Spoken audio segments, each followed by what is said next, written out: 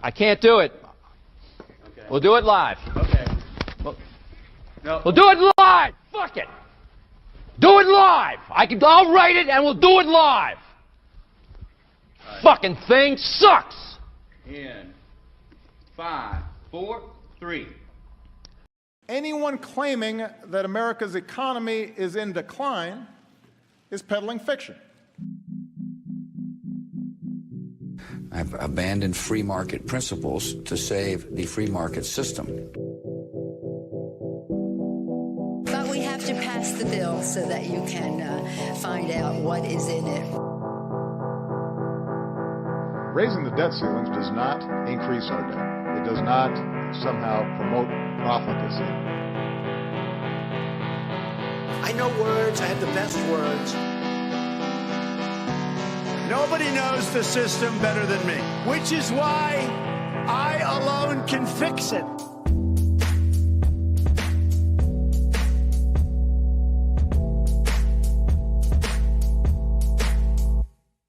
What's up, everybody? Welcome back. Happy Tuesday. This is the Peddling Fiction podcast, and I am your host, the voice and soul of so-called fiction, Johnny Profita. And that, of course, over there is the one and only Justin Hillbilly Boy Campbell. What's up, man? How's your weekend? Oh, pretty good. I had to work, so. But it was, weekends are usually uneventful at work, so it wasn't too bad. It's all right. Yeah, I had a pretty nice turnout for the Friday night happy hour. We were there for a little bit. Yeah, I was having fun while I was on.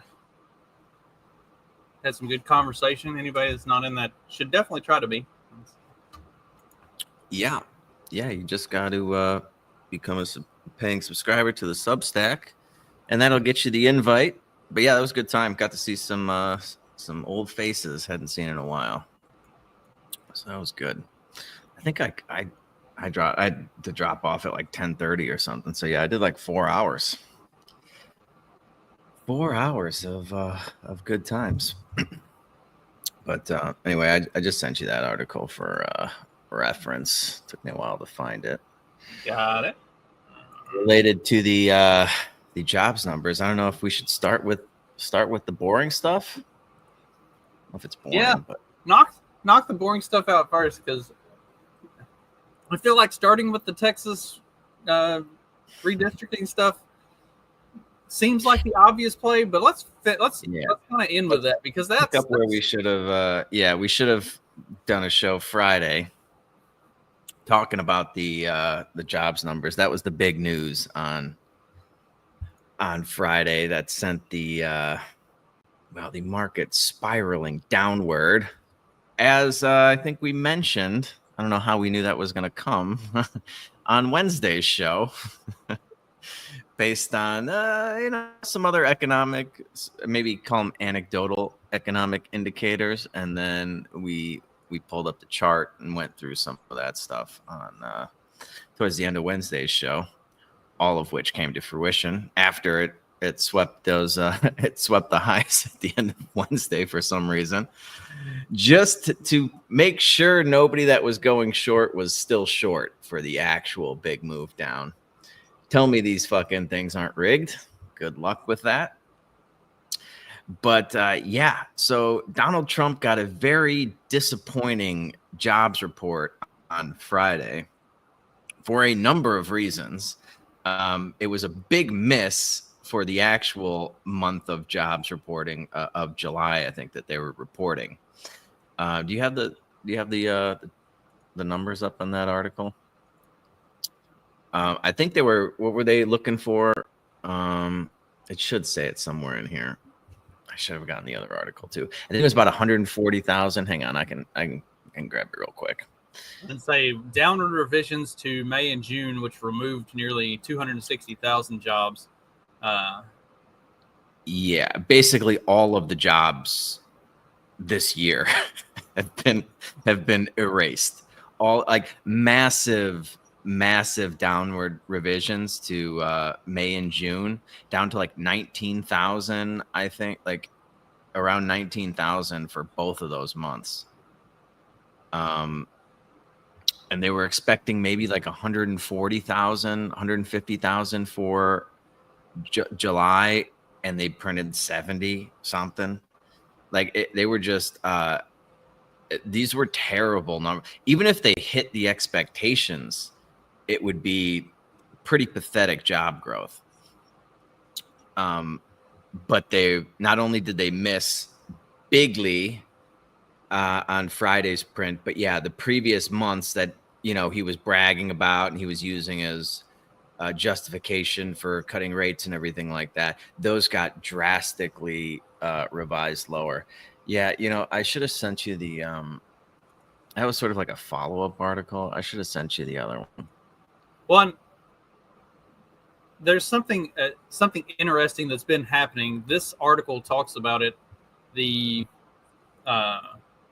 rise in native-born workers versus immigrant workers, and the article kind of talks about the maybe unintended consequences of deportation, that the jobs numbers are coming in lower because you're getting rid of those people, but also that's not necessarily a bad thing.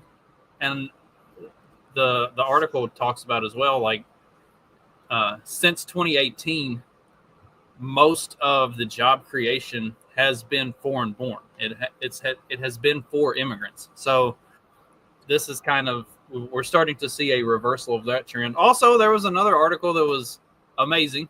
Not quite as good as what you and I would probably like, but government jobs, federal workers, has been on the decline. And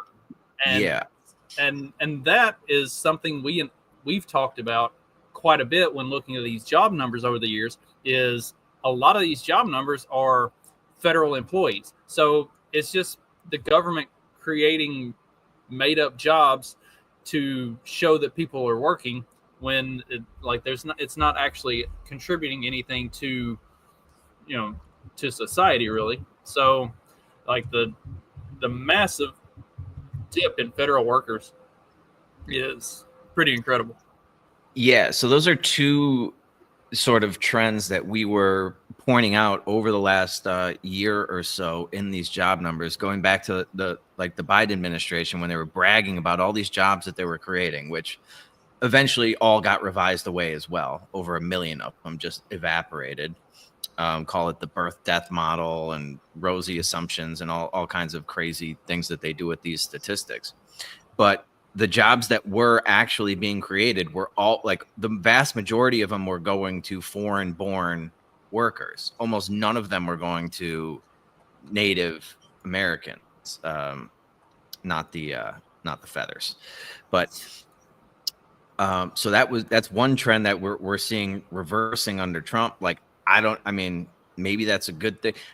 It doesn't look like the jobs are being replaced by Americans. These are people that are being deported, or they're leaving the country for fear of deportation, or the jobs are just going away because of the overall economic situation. I guess you could take your pick. And then the other trend was government workers. Those were the vast majority of the other jobs that they created were all in government and healthcare. And those aren't productive jobs. Nobody wants to have to go to a fucking hospital and get worked on. You just had a wonderful experience doing that, right? So those jobs aren't they're not productive jobs in that sort of sense. And then the government jobs, they're just complete fucking leeches. So while we should be expecting, especially after all the Doge stuff where they basically offered buyouts and tried to eliminate a lot of these government jobs. That's not necessarily a terrible thing. In fact, it's actually beneficial. If all of these job numbers that we're losing are government jobs, yeah, it might spook the markets a little bit initially, but in the long run, getting rid of government employees is a fucking fantastic thing. I wish we could get rid of more faster. So yeah, there is some, the market clearly hated these numbers and really just fell out of bed Friday morning after seeing them. Talking about the jobs numbers and how they get reported and how they keep getting getting corrected back down and everything. The person who's been putting out the jobs report, they are contributing to that loss of government jobs. This is from Donald Trump on Truth Social. I was just informed that our country's job numbers are being produced by a Biden appointee, Dr. Erica McIntarfer, the Commissioner of Labor Statistics, who faked the jobs numbers before the election to try to boost Kamala's chances of victory. This is the same Bureau of Labor Statistics that overstated the jobs growth in March of 2024 by approximately 818,000, and then again right before the 2024 presidential election in August and September by 112,000. These were records. No one can be that wrong. We need accurate jobs numbers. I've directed my team to fire this Biden political appointee immediately. She will be replaced by someone much more competent and qualified. Important numbers like this must be fair and accurate. They can't be manipulated for political purposes. McIntarfer said that there were only 73,000 jobs added, a shock, but more importantly, that a major mistake was made by them, 258,000 jobs downward in the prior 2 months. Similar things happened in the first part of the year, always to the negative. The economy is booming under Trump, despite a Fed that also plays games, this time with interest rates, where they lowered them twice and substantially just before the presidential election. I assume in the hopes of getting Kamala elected. How did that work out? Jerome, too late, pal, should also be put out to pasture. Thank you for your attention to this matter. Yeah. So this is Donald Trump's reaction to the abysmal job numbers that have come out, and this has, of course, has everybody freaking out. Right. This is how dictators act. If they don't like the numbers that are coming out, they fire they shoot the messenger. And it is, I mean, if the numbers were good, Trump would be bragging about the numbers, right? And of course, when he gets a GDP number a couple of days before at 3%, he was like, oh yeah, this is a great number. When he gets the CPI number that comes out like 2.7 or something, he's pretty happy with that. All these numbers are bullshit. And this is what I love about Donald Trump, because everybody's freaking out. Like, this would just either...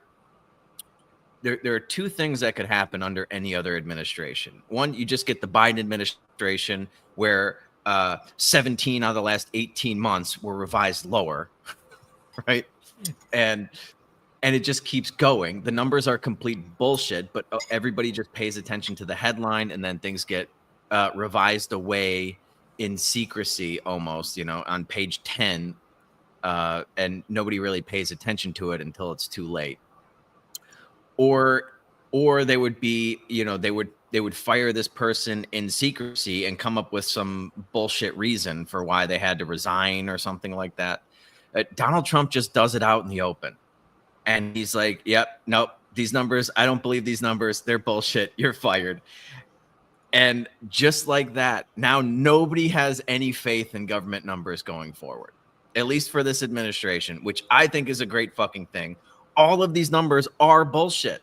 I mean, these are probably the most honest ones that we're getting, are these revisions downward. And it has nothing to do with her working for the Biden. Like, I don't think one person could manipulate the numbers like that. I don't think that's how it really works here. But yeah, clearly there is a flaw in the ideology of how they're calculating, because you can't be wrong 99% of the time in one direction.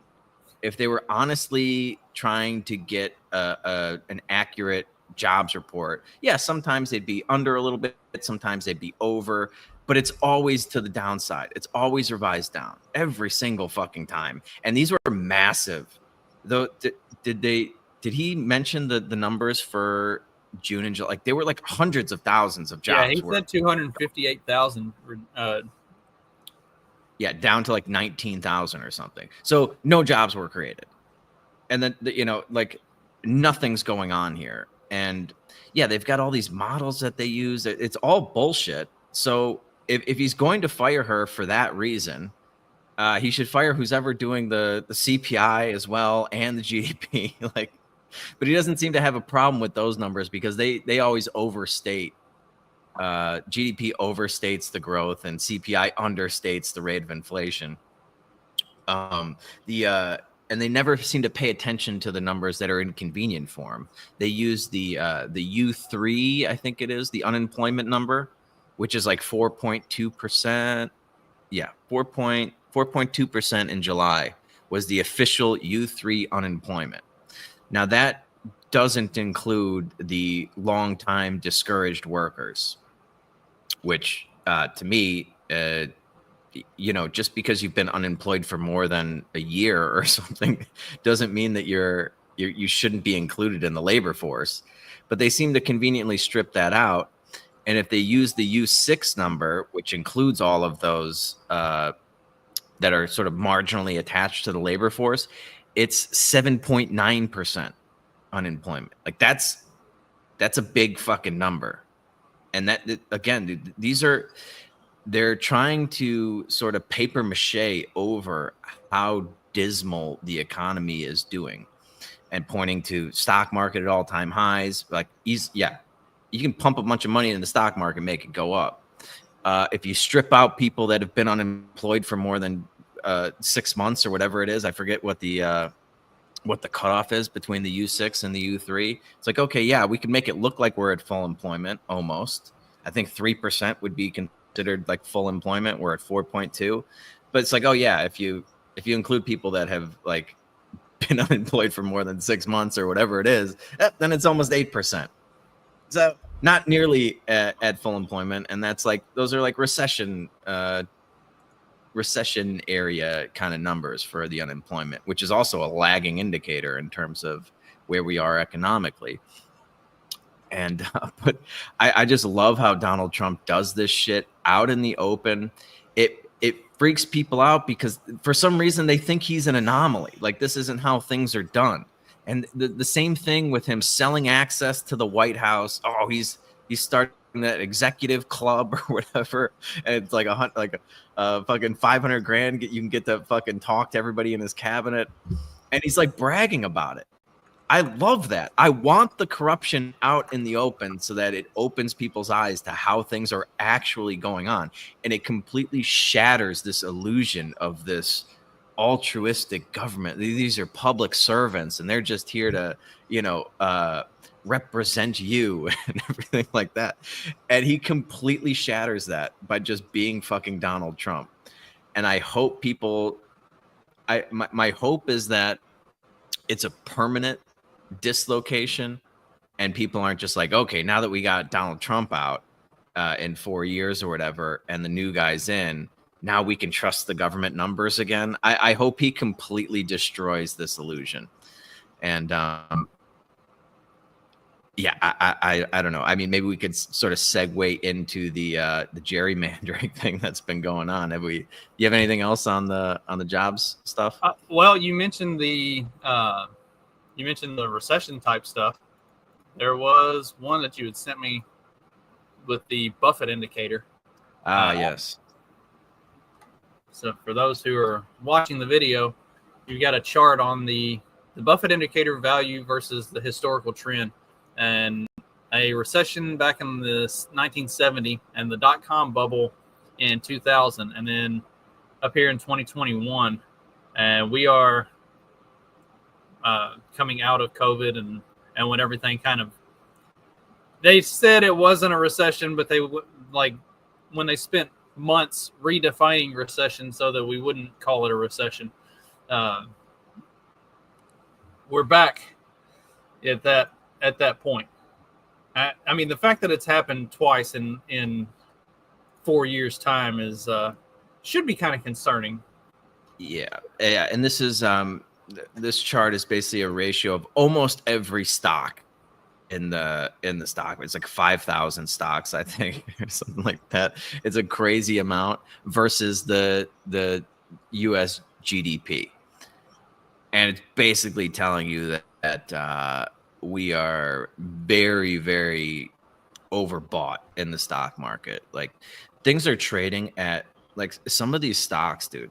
I was just looking at Tesla today. Tesla's price to earnings ratio is 175 trailing 12 months. Like, to put that in, I mean, yeah, like tech companies tend to have a higher PE ratio, but like when you start getting above like 40 for a PE ratio, even for the tech stocks, like that's getting pretty fucking rich. That's getting pretty fucking expensive. And like Warren Buffett's whole fucking trading strategy was like, when stocks start trading at these kinds of levels, he goes into cash. He sells everything, and he waits for a major correction, and then he buys stuff when the prices come back to some sort of fucking reality. Like a low PE would be around 15, like 15 to 30. You're kind of getting a good price. When you get above 30, you're getting into territory where it's like, okay, this might be trading well above what it's actually worth as a company. And yeah, some of these tech stocks, I mean, the other ones that have just been going crazy are like let's see where Palantir is. Palantir is at $172 a share. Is that a good price? Let's look at the price to earnings ratio. 529. Like 529. That I don't think I've ever, I mean, I can't remember a PE ratio that high before on like a major stock. Like these are the fucking things that are propping up these markets. Like they're just going crazy with this AI stuff. Is the company worth that much? I don't know. They just beat earnings estimates. 66 million more in revenue and about 2 cents a share in earnings. But man, I mean, these valuations are getting fucking crazy. And well, this is something. Yeah, go ahead. This is something that you and I have talked about quite a bit over the last several years, is how these companies are way overvalued on the market. Like how the market does not make sense with the way it behaves versus what we're seeing happening every day in the real world. Yeah. Yeah. And I mean, the tech AI stuff is a big part of that. NVIDIA is trading at 55. That seems reasonable. Like historically, that would be a pretty rich valuation as well. But yeah, compared to 529, like that's just like I couldn't imagine paying that much for a stock. If you think about it, like you're buying something else, like a car or something, and it's like they want 200% over sticker price, and you're getting excited, like you want to buy that car because everybody else is you see everybody else driving that car or something.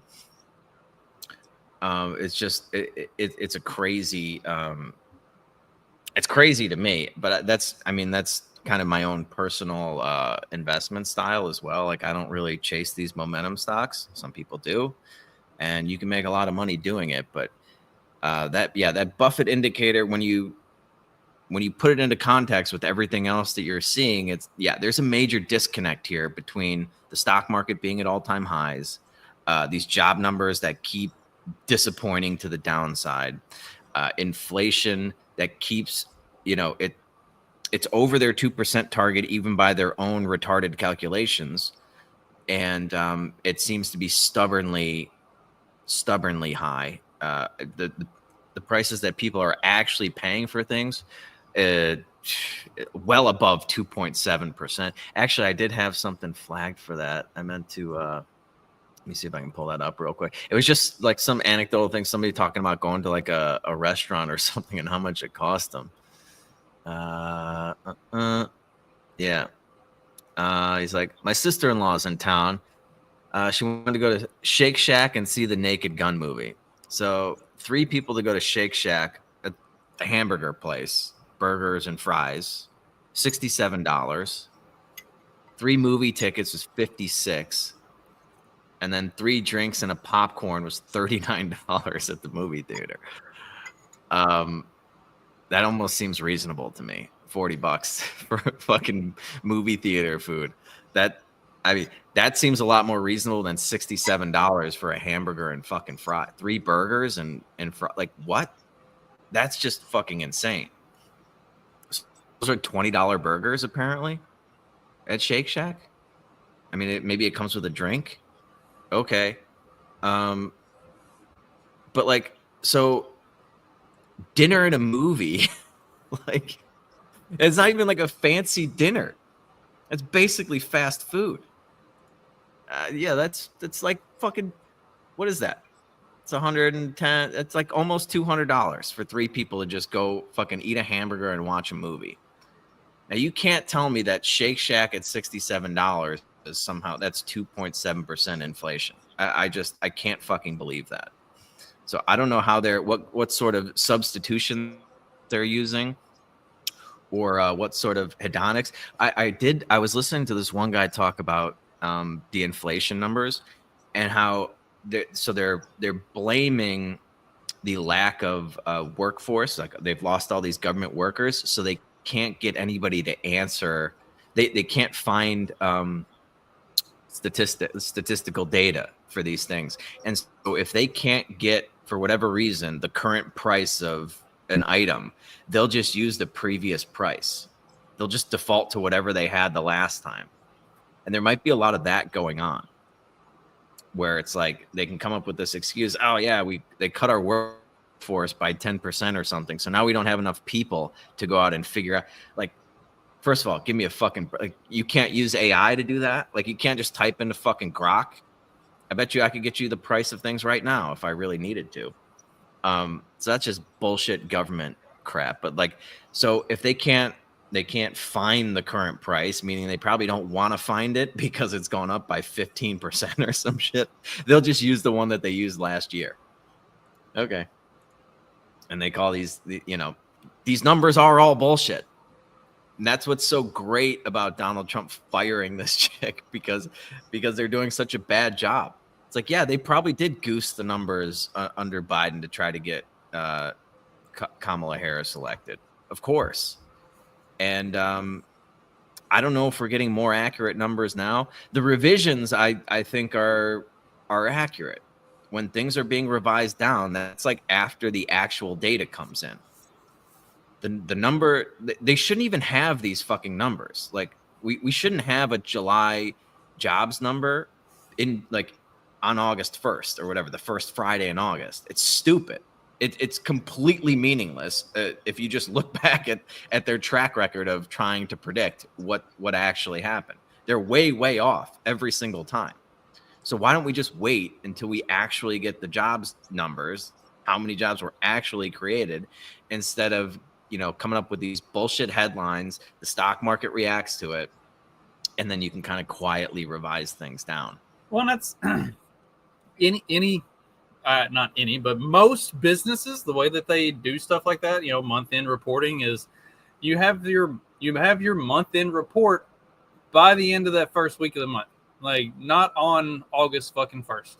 You have it by Friday of this week, because you have to get all those numbers compiled. You have to go through and look at the data, see what those numbers actually mean. You have to look at a lot of other things.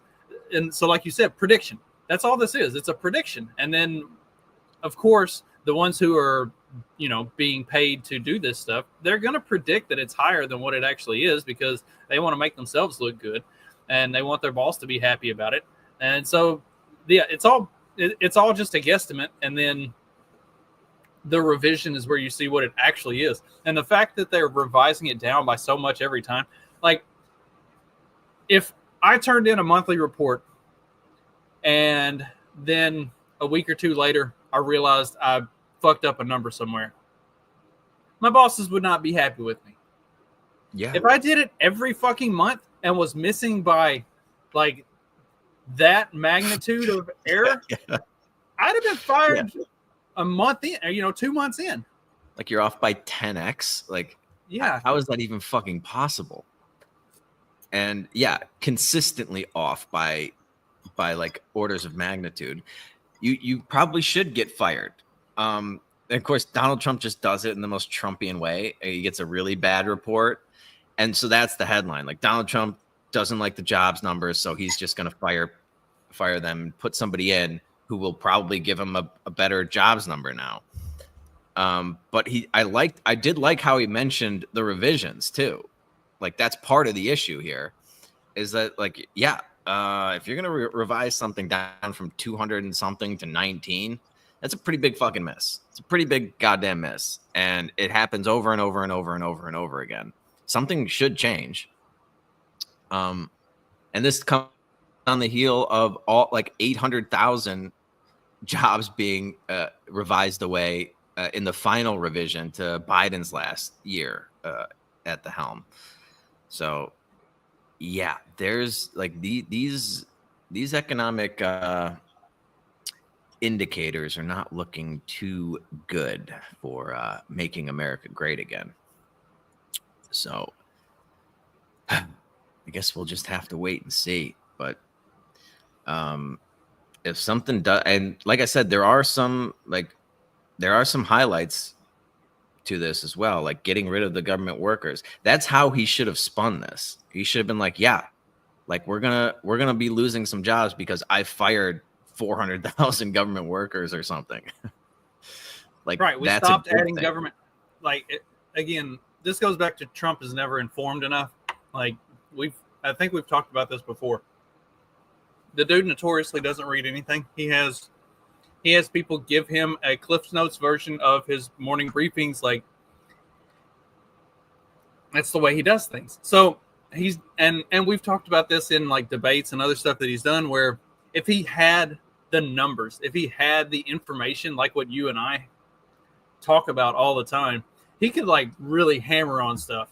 Like if he knew that for all of the last 4 years, all of the job creation has been from government jobs that were completely inflated, that don't actually contribute anything. Like he could come out and be like, all right, yeah, look, this is what's happening.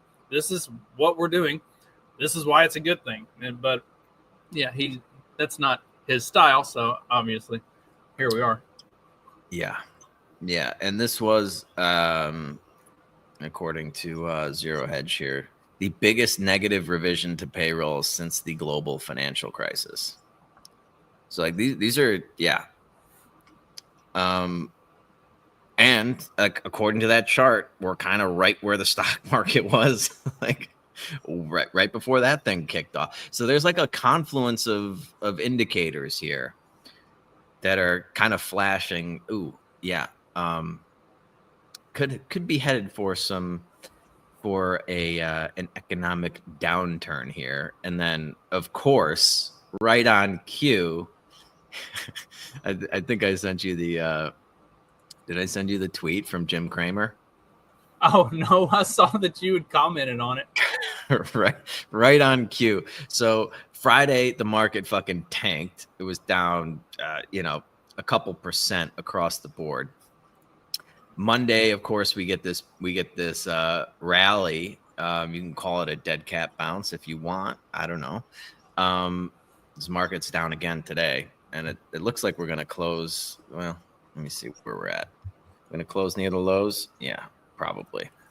We're still hovering down by the lows here. It doesn't look, at least technically, like there's going to be any sort of a rally into the close here.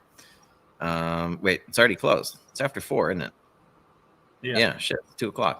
Okay, so yeah, closed on the lows of the day. And then but yesterday, after there was this rally, you get Jim Cramer, and he says, on Friday, I was inundated with calls that the bear market had begun. Bear markets don't begin like that. Those of you who made these calls vanished into the ether this afternoon. And he said this yesterday. And then, of course, the market tanked. We got the ISM manufacturing number. I think that was the only thing that came out today. Jim Cramer is undefeated on being wrong every single fucking time. Yeah. So if you want to add that Jim Cramer is telling you that this is not the start of a bear market to the confluence of things that we already went over, maybe that puts you over the edge, and you should be hedging yourself to the downside here. Just thought that was hilarious. Like that was my comment. This is exactly how bear markets start. Jim Cramer says it's not a bear market. Do you think CNBC is just keeping him on for the shits and giggles, like to be the antithesis of what's actually happening? Like, all right, we're gonna Kramer is wrong so much. We're going to keep him on just for how hilarious it is, how wrong he is all the time. Could be. He's also a great contrarian indicator. So it's like, if you just do the opposite of what Jim Cramer says, and everything Nancy Pelosi does, you probably the inverse Cramer ETF. Yeah. Yeah, it's like the only one that performs almost on par with Nancy Pelosi one. Like, that's fucking nuts. Let's see if I can. It's like, what is it? It's like if a clock is wrong,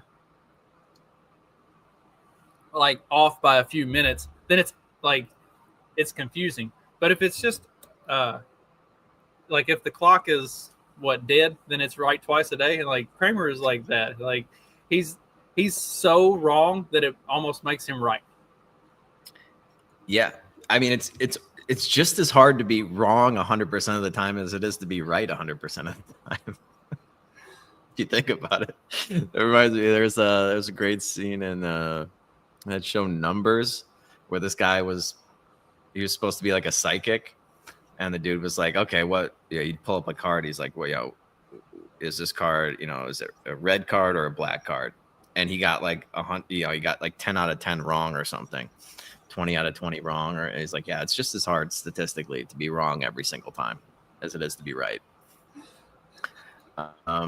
Which goes towards the jobs numbers as well. Shows you that something is certainly up here. And I don't have a rosy outlook for the economy over the next like 5 years. I think is going to be. I just don't see any sort of. We've been talking about this for the last 2 years at least, though. Like I said, if I was the Democrats, the smart thing to do is let Donald Trump win in 2024 because everything's going to go in the shitter, and then you can sit back 4 years from now and be like, look what Trump did. This is all going to happen regardless of who was in the White House.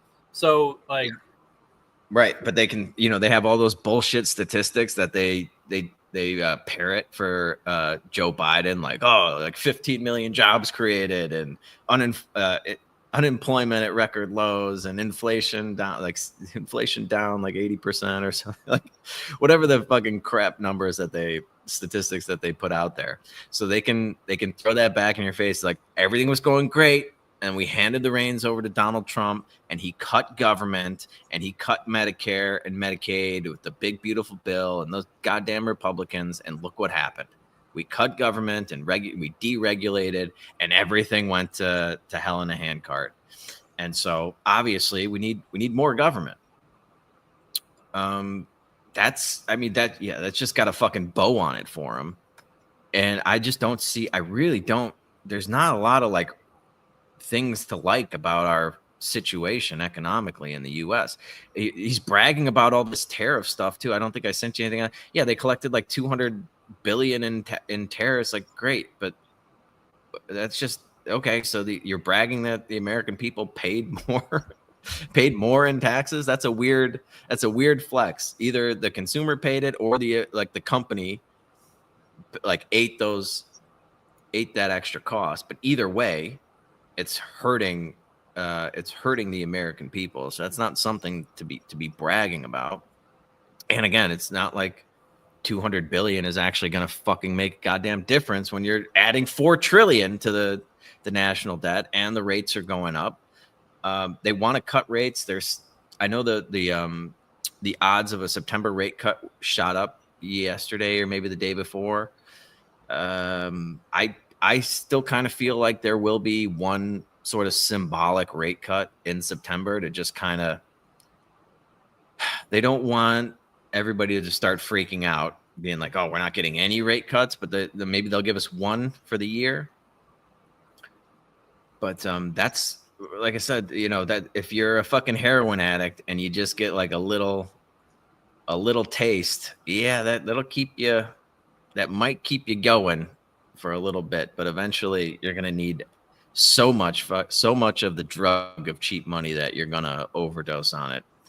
And there's not a good way out of this. We're spending like something like 1.2 or 1.3 trillion a year now just on servicing the debt. And there's no plan in place to deal with that. There's no serious even discussion about it. They'll bump up against the debt ceiling, whatever that new number is, and then they'll raise it. And they'll just keep doing the same shit they've always been doing until the thing actually fucking breaks. And yeah, I know we've been talking about this for, I mean, me, the better part of a decade, probably more than a decade. Certainly the whole time we've been doing this show. But you're like, it's not like people aren't starting to feel the effects of this. It's not going to go from everything's fine to everything's fucking Venezuela overnight. But you're starting to see like the cost of just everything kind of, you know, it's moving in a direction and it's starting to pick up speed like a snowball going down a fucking mountain. Yeah, it starts out small and then it fucking builds and builds and builds, and it's going to be exponential. And it doesn't look like there's a way to fucking reverse this. Well, there is a way to do it, but there's just no political will to do it. I mean, look how much they freaked out when Doge wanted to get rid of like the retarded things that they were spending money on, like transgender stuff in Afghanistan, like whatever the fuck it was. Like, we can't even cut that.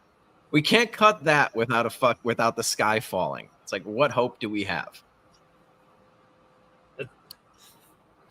Anyway. Somebody mentioned that that the left is failing to get their cancel culture rolling on like the Sydney Sweeney stuff and other things because USAID was defunded and lost so much money.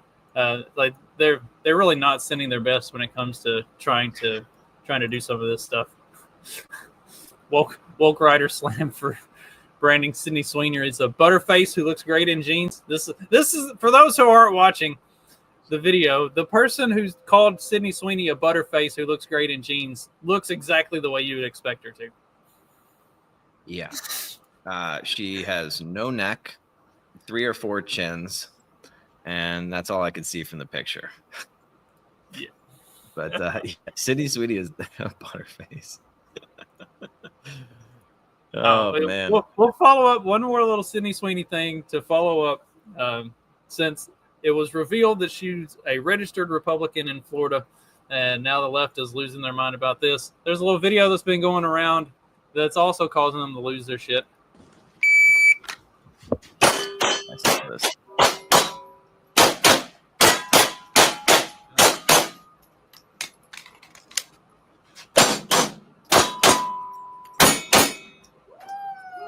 Those last 2 shots on top of each other. Totally. That was beautiful. That was the one. That was it. For your It can't first get day, better. I did not expect this for your first day. Right. So go ahead and explain what was just going on there for the listening audience. This is Sydney Sweeney at a shooting range with a handgun, just racking off targets, like move on the move, shoot, move, swap mags, shoot. Like, yeah, she looked pretty proficient there.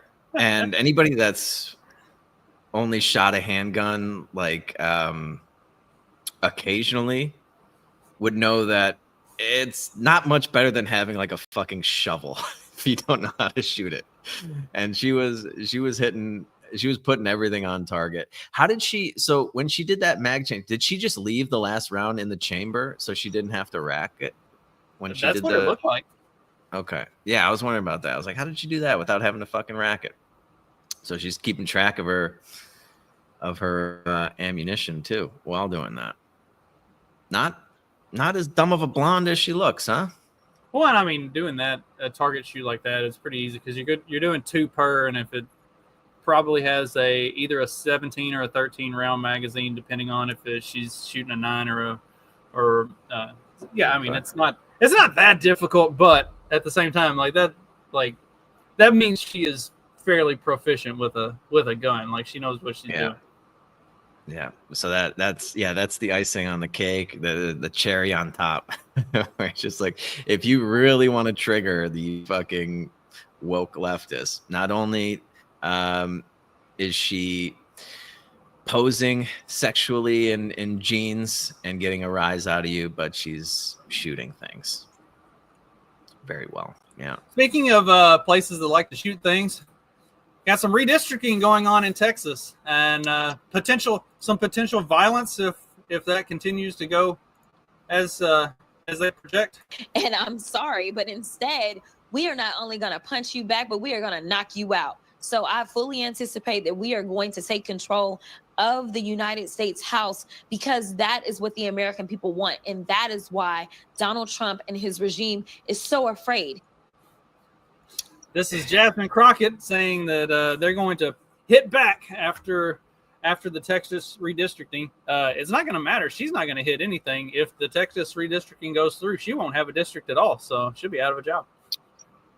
Yeah. And so my understanding is that in order to try to prevent all of this redistricting, gerrymandering from going through, the Democrats just took off. They just left the state. Yeah, they fled to Illinois. Yeah. And Abbott announced if they didn't come back for the session, that he would put out warrants for their arrest. And what else was it? He was going to have them. You can get them removed, I think. They can vacate their seats, but it sounded like there might not be grounds for that. Like, that didn't seem. I forget what the. You need some sort of vote on that, like a 2/3 majority or something. I forget exactly how it worked. It sounded like that was a little more. Whether or not that could happen is a little more open to interpretation. But the fact that they're clearly just dipping out to try to stop a vote from happening, they can't do that. And they can be called back. And if you're not called back, they can be arrested. It's a civil charge. It's not like a criminal thing. And Abbott has already issued a letter to Kash Patel and the FBI and issued the arrest warrants for the 57 Democratic members who fled. So that, I mean, it's a lot of political grandstanding, but like they're doing the dance. Like, yeah. And this is another thing that I hope it sort of like the Trump with firing his statistician because he didn't like the numbers, where it's like, oh yeah, like we believe in this democracy thing, but we have all this ridiculous gerrymandering going on, and it happens everywhere. The Abbott clip where he was on Fox News talking to what's that blonde lady's name? Blonde Fox News host. That's really going to narrow it down. But he's making the point. He's like, the fact that they're skipping town and going to Illinois and New York is like, what did he say? It was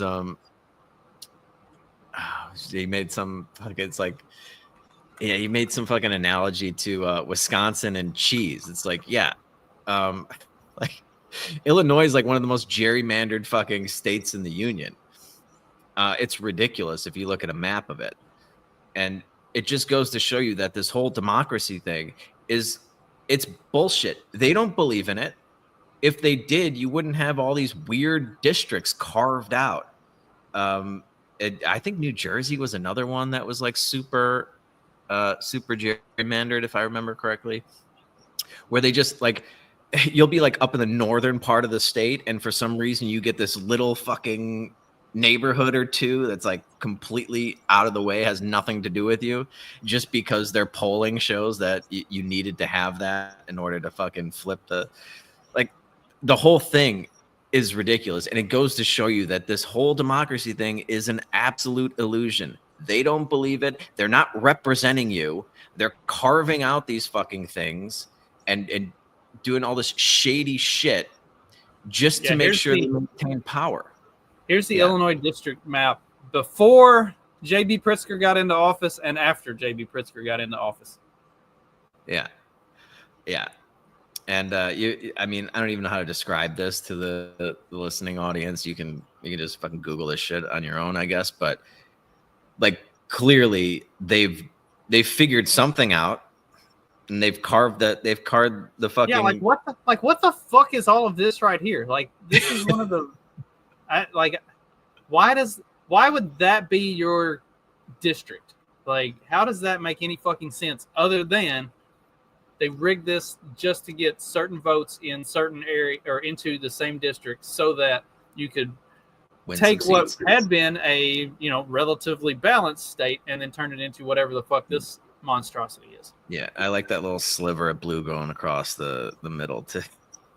Yeah, it's like, what the fuck? Yeah, clearly this is not about representation. This is about control and power. That's all they fucking care about. This whole fairy tale that they beat into you from kindergarten on, that they're just public servants and they're here to represent you, is absolute bullshit. And gerrymandering is a great example of that. Illinois is a great example of that. And this is why the fucking Democrats are freaking out about this and they're skipping town, because normally they're the ones doing this. I mean, they all do it. Republicans, Democrats, they all do it. But now the Republicans have the advantage and they have the fucking power to make sure that Texas doesn't fucking flip into a blue state. I did see there was something I did flag on Twitter. It was like a long thread. I couldn't read through all of it, but it had something to do with like a lot of the districts. Yeah, hang on. Let me pull this up. Dun, dun, dun. Well, I'm like, okay. Here's 4 of the 5 new congressional districts will all be majority Hispanic. Well, and like here's the map. Like, it actually like makes sense. I don't see what the big issue is with it. I mean, it's crazy that like they gave you your district. Like, I don't. Yeah, I mean, unlike the Illinois map, this map actually like makes fucking sense when you look at the way they're doing these congressional districts. Yeah, just kind of looking at it, it's like, okay, yeah, I could see how that's justified. It's not all carved out with these weird fucking squiggly lines going like through the state.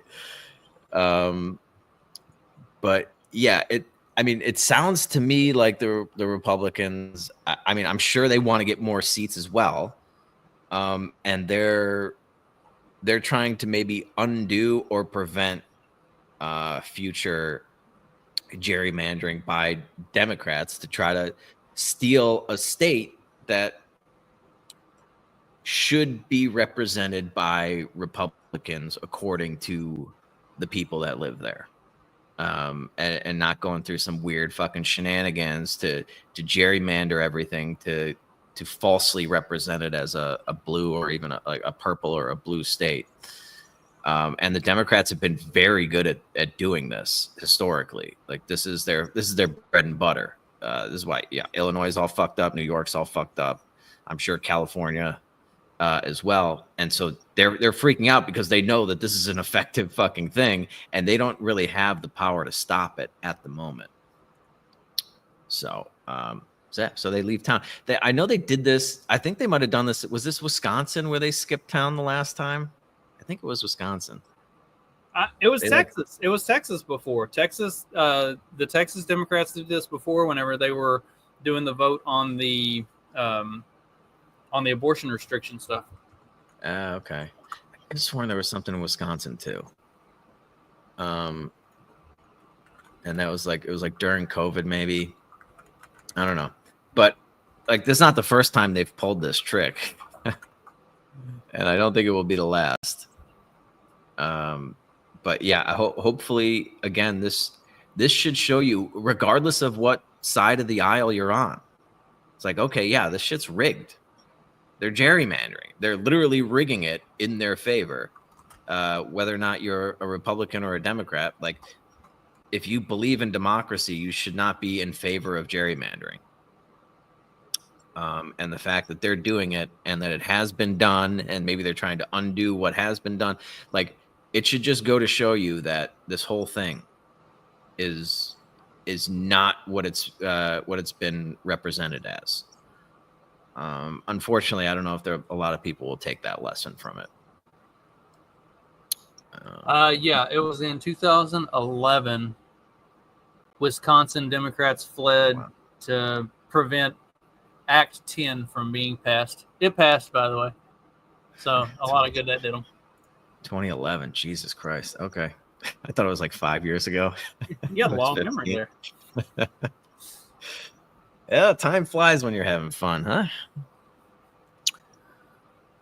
All right. Yeah. Do we want to hear from the fat fuck Pritzker? He was talking about how they're going to combat this. He's basically just saying nothing is off the table. Yeah. But I mean, I don't know. He's wrong. There's nothing they can do. It's like they either return and vote or they get drugged back and then they have the vote.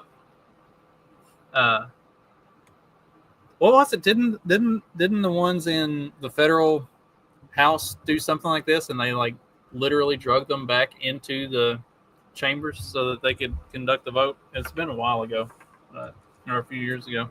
Like they're going to do this. Yeah. I don't know about that. Let's see what Grok has to say. Maybe that was on House of Cards, which interesting show. A lot of like there was a lot of stuff on House of Cards that highlights how insane government bullshit potentially can be. Like there's a lot of stuff on there about like how shit could really go squirrely. Like the way that they do the presidential election on that, where Frank Underwood wins, and the bullshit way they go about doing that. That's all like that's all like constitutionally legitimate. So good show. Yeah, so this is basically saying like, yeah, he doesn't have the unilateral authority to vacate their seats if they don't if they left the state to block a quorum for a vote. Probably have to go through the courts or something. Texas Constitution requires 2/3 of the 150 House members, to be 100 of them, to be present for a quorum. With over 50 Democrats absent, the House cannot conduct business. He can order civil arrest warrants for absent lawmakers. His authority does not extend beyond state lines, limiting his ability to compel their return from Illinois and New York. Blah, blah, blah, blah. Legal scholars, we love those, like Mark Jones from Rice University, notes that Texas ethics law are relatively lax. And proving what? I don't know what the hell that's part about. Okay. Any attempt to vacate the seats would require court intervention. Yeah. So that's not likely to happen, but I don't even know if if arresting them, what would that, then they get their fucking mugshots, they get to raise money off of that. I don't know. Whatever. It's funny to watch them squirm. And when Democrats get their comeuppance, like, that they'd be fucking gerrymandering the shit out of Texas if they could. the fact that they can't, and you can see how freaked out they are, shows you that how valuable this gerrymandering has been for them as a party and could be for the Republicans. I don't know. This is politics. This is the way it's fucking played. I don't really have I don't think it should happen, but I also don't think we should have any of this stuff in place. So I don't know. You can't hate the fucking player, can you? You gotta hate the game. Indiana has the opportunity to basically do their redistricting to either get it down to where Democrats only have one district, two at the worst case.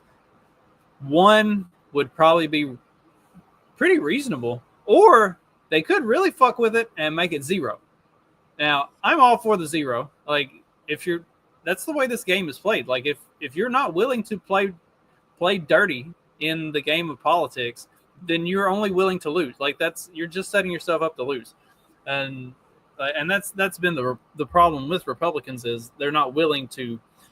You either are doing everything you can to win, or you are losing, and and like playing nice with the ones across the aisle, that's just guaranteeing that you're going to lose at some point, because they're not going to be playing nice at any point. They're trying to figure out every way possible to run you out as fast as they can.